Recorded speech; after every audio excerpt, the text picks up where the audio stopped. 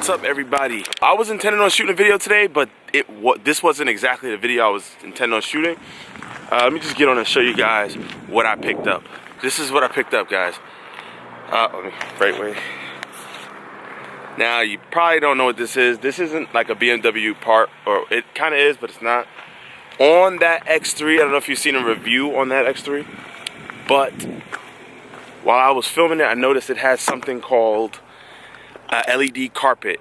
It's kind of like a red carpet, you know. As you're walking up to the car, I'll insert a clip right here when it's glowing in. It's kind of like right here, you'll see it come off on the side of the car. I don't know if that makes sense to you guys. And I looked up online, searched high and low, and this is what I found. It's a R3 welcome light, or welcome carpet light. This is exactly how it looks right here. I ordered it in white, which is the typical color that I guess it comes in, that comes in for BMWs. This you can see the color options right here. You can choose between white, red, green, some funny looking red, white, and gray. Oh my God, that catalyst is killing me. Oh my God. Let me turn the car off. I'm burning gas and brain cells. I was extremely tempted to go with the red so it could kind of match the tail lights or something of that nature, or the interior a little bit.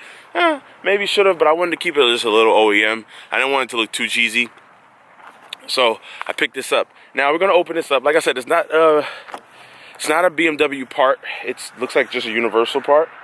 So you open it, and this is what you guys get right here. See, white's the color I got. Something nice and small. The instruction manual is pretty straightforward. I searched high and low for the trains going by. Hold on. I know you don't see a train right here, but like back there's a train. I don't know if you can see it. Yeah, see. Back to what I was saying. These do not come with any type of instruction.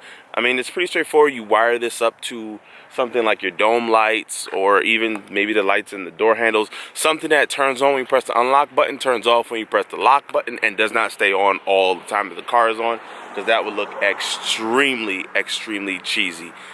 I looked at every single forum post that I could find, and none of them have this on there. None of them. I have not found any instruction manual. It's fairly new. So that's where I'm stuck, guys. I don't want to do any major DIY work and drill in the inside of the car. The thing sits outside of the car, and I'm going to have to tap into something that's inside of the car for power.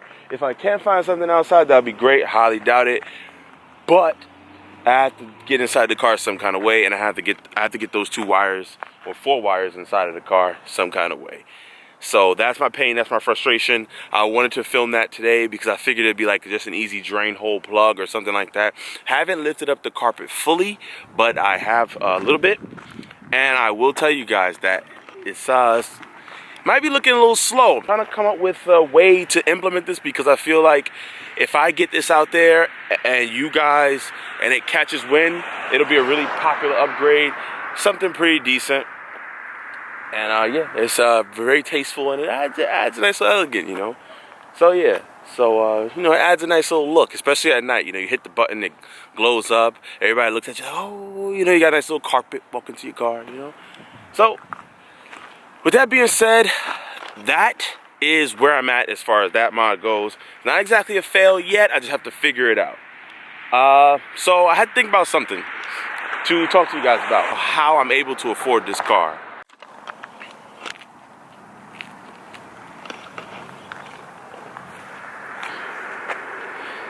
Coming to a near you.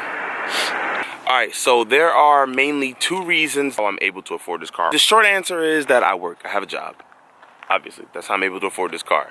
You know, the payments are a certain amount, and I make that certain amount, or obviously more. That's pretty much the cut and dry answer. Number 1 reason, I would say this is the most important reason of them all: depreciation. Depreciation is the number 1 reason on how I'm able to afford this car. This car, I'll tell you, 50 grand brand new. It's about $50,000 car brand new. You know, with all the options, give or take. This is a 435 M Sport package, has a heads-up display, a bunch of little other gadgets in it that would make it that price, but I think it's around 50 grand. I'll put the exact price down here of what a comparable 440 rear-wheel drive would be in the market right now, brand new. because they don't make 435s anymore. Picked it up for $26,000. Now, I know what you're saying, Michael. That's pretty cheap. Well, there's some things that I like and it works to my favor. Number one thing is that I love rear-wheel drive cars. I love rear-wheel drive BMWs. I will never in my life get an X-Drive BMW. And rear-wheel drive BMWs just tend to be cheaper. Two, cheap money. And when I say cheap money, I mean interest rate. I financed this car for I think about 1.74% or something like that. So the money that I'm borrowing is essentially only costing me about 1% or 2% of the total price of this car per year. So if that makes any sense, jot it down. Paying a couple grand just to borrow the money to buy this car. If that makes any sense. Hopefully. Anyway, yeah, cheap money. See, cheap money comes with one, good credit, and just two, around the time frame that I bought this car, the interest rates are pretty low. They're going back up now, so it'll be a little bit harder to obtain something like this, or just any type of loan or money will be a tad bit harder to obtain just because interest rates are going back up. I made it a strong goal of mine to never have to finance anything else. It's a far stretch when it comes to housing and things like that, but I don't know. I feel like if I keep grinding and keep pushing, I won't be able to have to finance anything else. I will just be goal-oriented. I don't even like using my freaking credit card. Now, I'm not exactly a freaking millionaire, and, you know, I feel like if I grind hard, could have probably paid for this car cash. However, so what I essentially did was when I started college, I had two choices. I can take out a loan, or I have just paid monthly payments, just like a payment plan style thing. So I think my tuition was somewhere around $2,500 to $3,000 a semester, I want to say. Starting off, I went ahead and just for quick reference, if you get a student loan, the interest starts accruing almost immediately, depending on a certain situation. There's a lot. Some of it can be deferred, or some of them is interest-free. It all depends on what tax bracket your parents are in, apparently. Me, I essentially could have only taken out loans where I would have to pay interest on immediately. So effectively what happened was I had a choice, and I think student loans around that time were about 5.7% interest. They varied a lot. And I read a lot of things about student loans. Like, a lot of them don't really turn out good, and they end up being the death of a lot of people. I didn't want to go that route, and I love cars at the same time. So what I did was I decided to pay for my school up front, and then finance something like this. You know, yeah, I don't know. I feel like I'm kind of happy it worked out for me. I mean, my thought process was, hey, listen, if I pay for college and I get college out of the way, I can have fun with something like this. I hope I'm explaining myself properly. I guess what I'm trying to say is I didn't just take all my money and just dump into this and, like, cry and worry about things later. I kind of strategically thought about it. It's like, hey, listen, college loans are about 5.7%, and this is 1.74%. So where should I put more majority of my money? Well, how about I just pay for school interest-free, so I can get rid of that 5.7%, and I can finance something like this and have fun. And, you know, I let it sit here, and it does depreciate. Don't get me wrong, it does depreciate. However, you know, that's just something you got to eat with life. And I'm happy that, I don't have to deal with the whole paying back the student loans thing, because this is like a tangible thing in my hand, if that makes sense. I don't know, like, I can see it every day. It might eat a couple thousand in depreciation or something like that. At the end of the day, at least I got the big chunk taken out, and which was the student loans. So I hope I'm not rambling on, and it kind of makes sense to you guys. The way that I'm able to afford this, if you think about it in your mind, depreciation is your friend. Now, one of the downsides about this is, yes, this car cost me a lot less than it would have brand new. However, in maintenance, this thing, boy, oh boy, in maintenance, it's not as bad as a lot of people say it is, but it's also not as good as a Toyota. And I know what you guys are thinking, Mike, well, you know this, so why didn't you just get a Toyota? Well, I mean, really? Look at the car. Why did I get a Toyota? Why would you get it? If you had a choice, what would you do? You know, I'll tell you one thing: you wouldn't be riding around no Prius. You know what I'm saying? You know, Prius don't get all this horsepower to the wheel. You know, Prius don't go spinny. You know what I'm saying? Unless you're on some ice. So I don't want to know those kind of questions right there. You know, I kind of figured this car would be a little bit unreliable, or let me say not unreliable, but not as reliable as some of the other purchase decisions that I could make. But I don't think they make a Toyota that would give me a fun factor like that. Insert if you think they do, and I'm not talking about the Supra that hadn't came out forever, and now they have a new one that is so much money. And that comes with what, guys? A BMW 3-liter. And as we talk about this thing costing me some cash to keep it up and running, that's pretty much where the money for the miles were going. I had a whole plan of, you know, what I was going to buy and some of the things I was going to purchase, and I wasn't able to do that.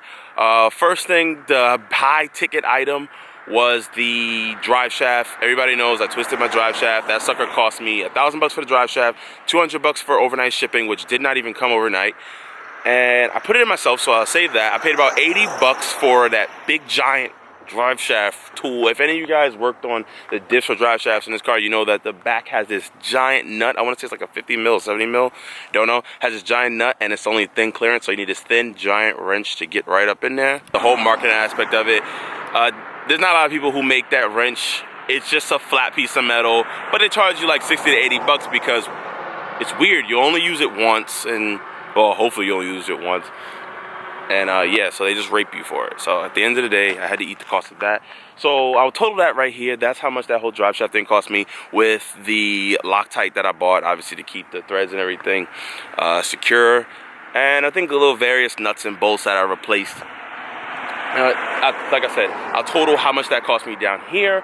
A couple other things that I ran into, which I anticipated for, was the valve cover gasket. I paid about 460 something bucks on FCP Euro, where it comes with a lifetime warranty. So this was the last valve cover gasket that I will buy for my BMW. I kind of anticipated that in the cost because those tend to go around the miles that I have. So a lot of other things like the oil cooler, filter gasket, various amount of hoses and bits that I kind of calculated into the cost before I purchased this car that you are going to have to change. So while this car is a $26,000 car, essentially you're going to have to put, if you don't know what you're doing or not going to do any DIYs, you're going to have to put pretty penny in this to get everything all updated with the hoses and everything. However, all right, there we go. Like I said, was calculated in a bunch of little other things. I purchased spark plugs, coil packs. That is also purchased on FCP Euro. The wonderful thing about FCP Euro is you buy it once and that's it, as long as you are the same owner of the car and you still have the car. Mike from Slowspeed, I'm out of here because I want to do a couple pulls.